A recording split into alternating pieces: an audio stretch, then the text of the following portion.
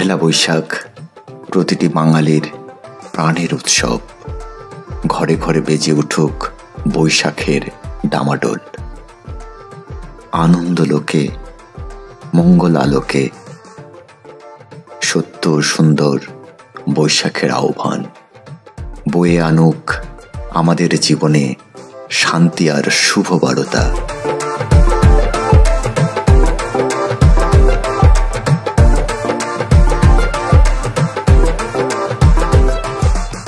সম্মানিত সুধী, আসছে আগামী 15 এপ্রিল রাত 9টা কণ্ঠসাধন ভার্চুয়াল গ্রুপের আয়োজনে দেখুন নববর্ষের বিশেষ আয়োজন।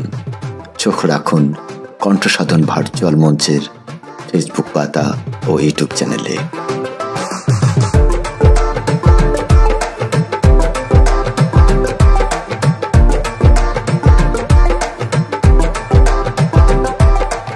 আবেগ, সংস্কৃতি আর সুরের এক বৈশাখী সন্ধ্যায় নতুন বছর, নতুন শুভেচ্ছা, শুভ নববর্ষ 1432।